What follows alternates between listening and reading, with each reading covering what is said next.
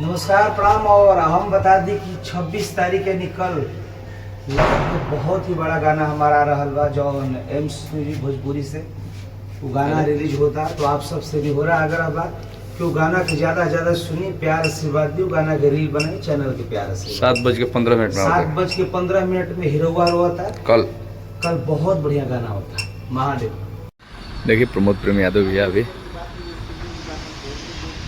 काम खाती शूटिंग खाती निकल रहा बनी, गाड़ी निकल रहा भी पीछे से।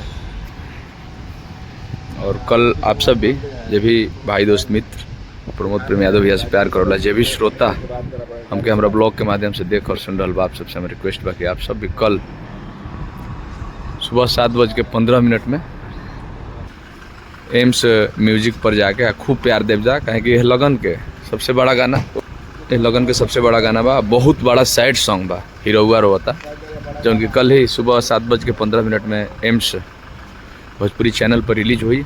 आशा ना भरोसा बा कि आप सबके खूब प्यार दुलार मिली। हर टचिंग सॉन्ग बा, बहुत ही तगड़ा सॉन्ग बा।